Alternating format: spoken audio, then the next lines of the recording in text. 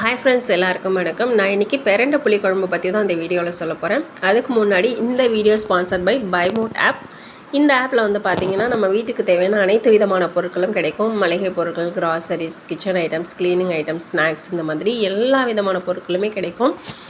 இந்த சைட்டோட லிங்க் இது தான் நம்ம டிஸ்கிரிப்ஷனில் கொடுத்துருக்கோம். நீங்கள் வந்துட்டு லிங்க்கை கிளிக் பண்ணி அதர் சைட்டை கம்பேர் பண்ணி கூட நீங்கள் வந்து பொருட்களை வாங்கிக்கலாம். விலை வந்து ரொம்பவே குறைவாகவும் இருக்கும், பொருட்கள் வந்து தரமானதாகவும் இருக்கும்.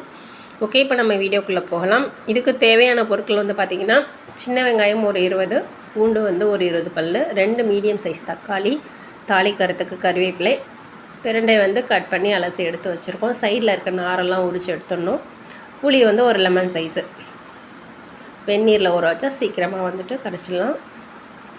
இப்போது நம்ம வந்துட்டு அடுப்பில் வந்து ஒரு கடாய் வச்சுட்டு காஞ்ச உடனே நல்லெண்ணெய் ஆட் பண்ணிக்கலாம். எல்லா விதமான புளிக்குழம்புக்கும் நல்லெண்ணெய் வந்து சேர்த்தா ரொம்ப நல்லது.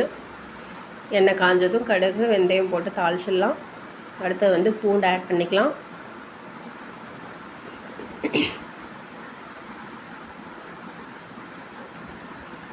பூண்டு வெந்த உடனே வெங்காயத்தை ஆட் பண்ணிக்கலாம். சின்ன வெங்காயம் வந்து சின்னதாக இருந்துச்சுன்னா அப்படியே கட் பண்ணாமலே ஆட் பண்ணிக்கலாம். கொஞ்சமாக ஃப்ளேவருக்காக கட் பண்ணிவிட்டு மிச்சம் முழுசாகவே ஆட் பண்ணிக்கலாம். அது டேஸ்ட் ரொம்ப நல்லாயிருக்கும். வெங்காயம் வதங்கினதுக்கப்புறமா வந்து கருவேப்பிலை போட்டுட்டு நம்ம பிரண்டையும் ஆட் பண்ணிக்கலாம்.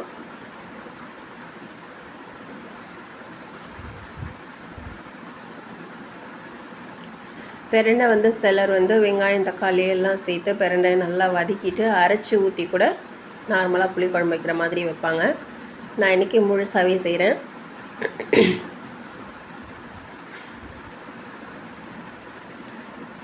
இந்த டைமில் வந்து பார்த்திங்கன்னா பெருங்காயத்தூள் கொஞ்சம் சேர்த்துக்கலாம். அதோட மஞ்சள் பொடியும் கொஞ்சம் சேர்த்துக்கலாம்.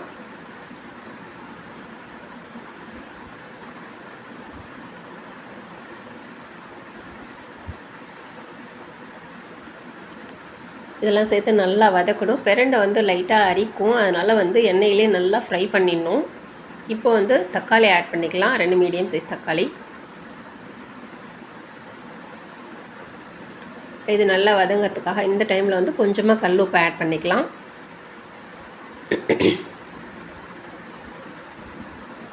கல் உப்பு ஆட் பண்ணிவிட்டு நல்லா வதங்கினதுக்கப்புறமா 1 ஸ்பூன் வந்துட்டு தனி மிளகாய்த்தூள், 2 ஸ்பூன் வந்துட்டு மல்லித்தூள் ஆட் பண்ணியிருக்கேன். இதை வந்து இந்த எண்ணெயிலேயே நம்ம நல்லா வதக்கிக்கலாம். அந்த பச்சை ஸ்மெல் சீக்கிரமாகவும் போயிடும், குழம்பும் சீக்கிரமாக கொதிச்சிடும். இது நல்லா ஃப்ரை பண்ணதுக்கப்புறமா கரைச்சி வச்ச புளி தண்ணியை ஆட் பண்ணிக்கலாம். ஆட் பண்ணிவிட்டு ஒரு 10 மினிட்ஸ் நம்ம மீடியம் ஃப்ளேம்லேயே வச்சு கொதிக்க வச்சா போதும். எண்ணெய் பிரிஞ்சு வந்தோடனே குழம்பு ரெடி ஆகிடும்.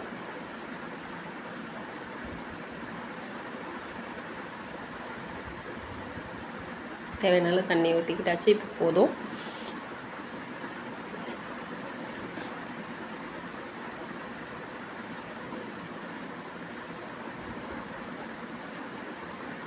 இப்போ பாருங்கள், ஒரு 10 மினிட்ஸ் கழித்து பார்க்கலாம். ஓரளவு குழம்பு வந்துட்டு கொதிச்சுட்டு எண்ணெய் பிரிய ஆரம்பிச்சிருக்கு. இப்போ நல்லா குழம்பு கொதித்து எண்ணெய் பிரிஞ்சிச்சு. இப்போது குழம்பு நம்மளுக்கு ரெடி ஆயிடுச்சு. ஓகே ஃப்ரெண்ட்ஸ், இப்போ நம்ம அருமையான பிரண்டை குழம்பு ரெடி ஆகிடுச்சு. இந்த வீடியோ உங்களுக்கு பிடிச்சதுன்னா லைக் பண்ணுங்கள், சப்ஸ்கிரைப் பண்ணுங்கள், ஷேர் பண்ணுங்கள். தேங்க்யூ.